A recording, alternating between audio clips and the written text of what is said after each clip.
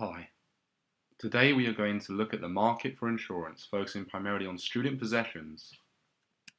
By the end of the presentation, we would have covered how the insurance model works, the issues with moral hazard, how insurers design contracts, and independent certification. The insurance market for student possessions allows individuals to nullify the risk of loss, damage, or theft of items in exchange for a premium. A simple two-state model depicts two potential outcomes. State 1 offers a favourable outcome with probability pi1, and State 2 an unfavourable outcome with probability pi2.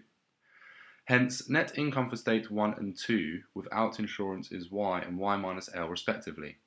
The principle of insurance is to equalise outcomes in both states, where students receive income y and decide the quantity of insurance q across possessions. Overall, students taking insurance pay PQ in order to receive compensations of Q if losses arise. We can see this in equation 1 and 2 in the script. We assume P is less than 1, thus ascertain that income is always less in state 1 due to the premium. Incorporating agent rationality, students and firms look to maximise utility and profits respectively. We can see this in equations 3 and 4 in the script. At the utility maximising point, this equals 0, which is our equation 5 on our script. Students will look to achieve utility maximisation all the time. For the firms aiming to maximise profit, we assume perfect competition to achieve an actually fair premium, meaning the premium has the same value as the expected payout in state 2. We can solve to find this level of premium when zero profit results, as shown below on the script. This shows the actually fair premium rate ensuring equality of income, and where income with and without insurance equalise, and the premium is the probability of payout. This represents an equilibrium on the 45-degree line. Inspecting graph A, the student initial indifference curve IAO passes through the endowment point E, representing the initial desire to ensure the risk of loss.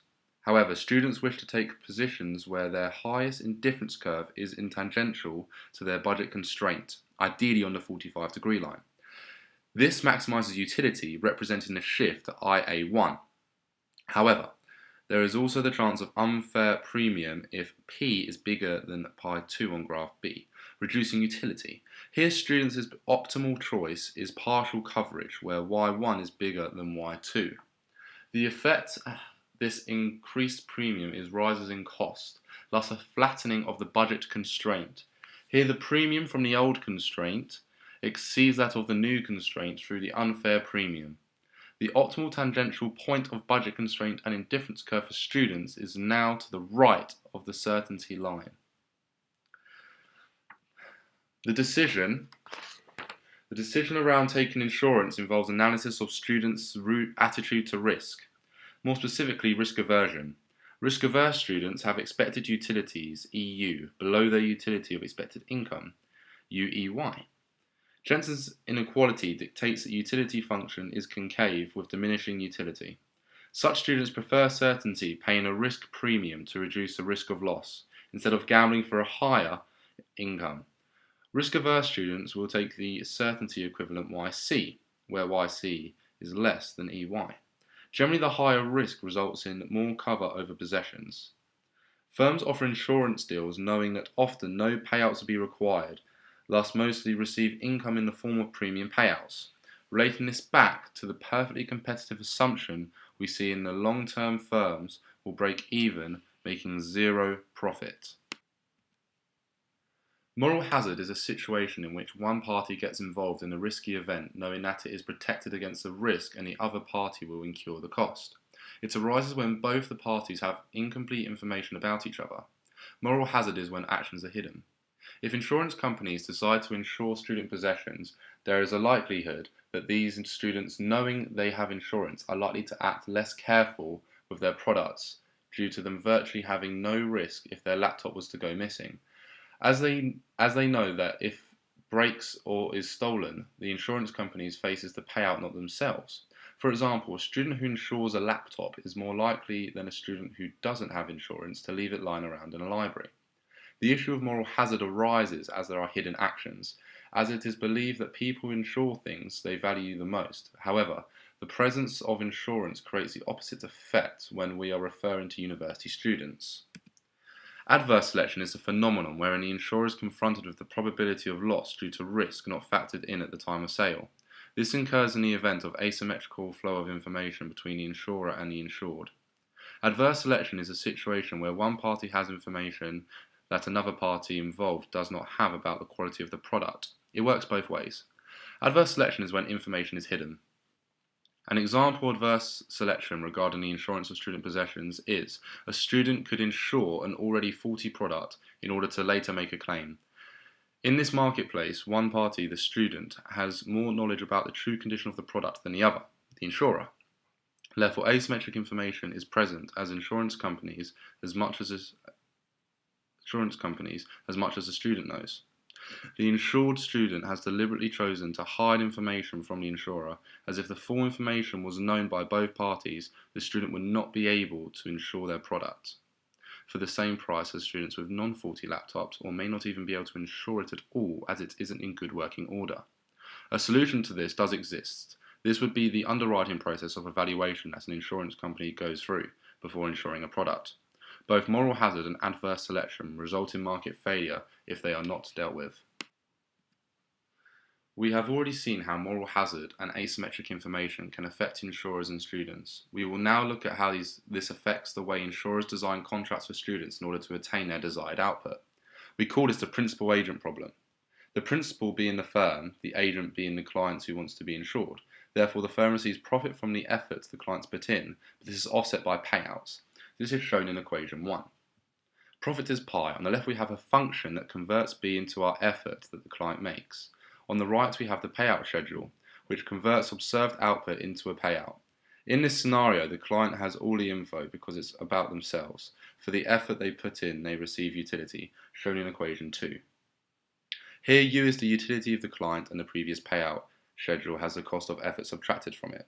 Due to clients having a reservation utility denoted as U bar, this must be met for them to participate and accept the contract.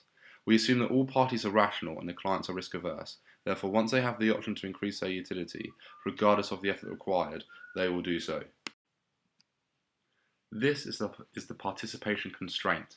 This means that the utility of carrying out insurer's desired action B must be higher than carrying out any desired action, which we'll call A. This is shown here.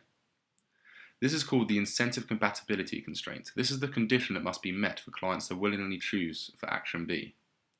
There is a circumstance we call full information, which is when the insurer can see exactly how much effort the clients are putting in and the output that is being created. Therefore, they can set a minimum output level that must be met by the clients for them to receive their utility and payout and not be punished, such as varying premium increase. However, we will not look at this scenario as it is very unlikely to achieve in the real world due to practicality and is next to impossible. Instead, we will focus on hidden information. This is when the firm cannot see the efforts the clients are making, so is never sure whether output is due to luck or hard work. Therefore, must construct contracts that involve output targets. We now consider probability. The client carries out the range of actions. Probability is shown using pi ij. This represents the probability of the higher output xi happening when the client puts in an effort j. We can simplify this for the model by saying that pi ab is the probability of the higher output b being produced when the client acts a. We will also simplify further as shown on the board. This gives us a new profit maximization for the firm, a new participation constraint, and incentive compatibility constraint. We can rearrange this incentive compatibility constraint, as shown, and we'll change the second term to A to simplify even more. This lets us see that A is positive and the line has a positive intercept. Figure 1 can show how this all comes together. So if our workers participate and decide to carry out action J, then the utility derived is this. M is a varying value, dependent on the levels of utility offered by the insurer, giving us lots of parallel and different curves. We can rearrange this equation as shown.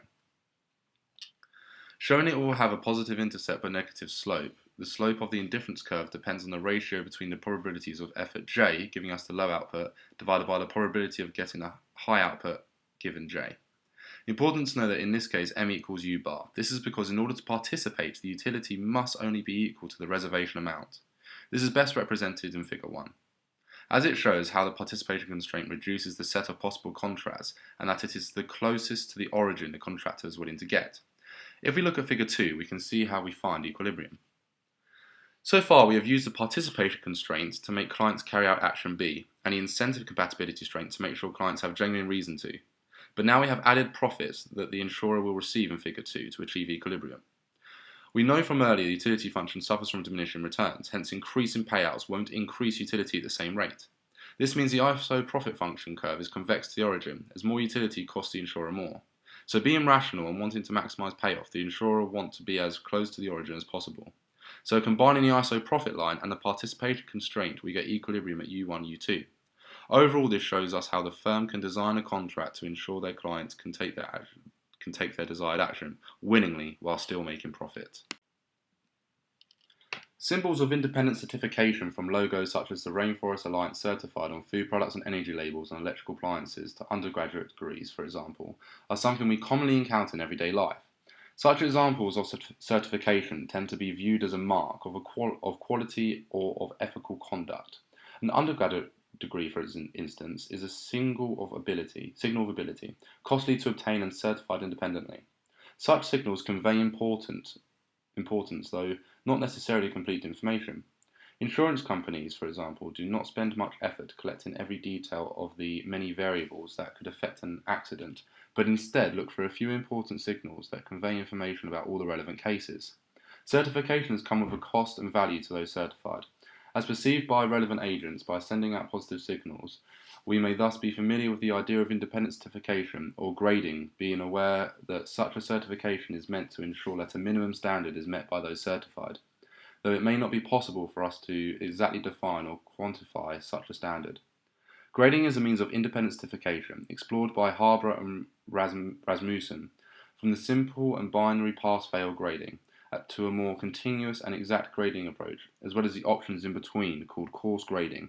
An undergraduate degree would be an example of course grading, as it is not graded with the pass-fail approach, yet it is completely continuous either. Pass-fail grading can be more informative at times, not to mention more feasible, where exact and continuous grading is not possible. However, as Harbour and Rasmussen argue, course grading improves participation by incentivizing those with lower qualities.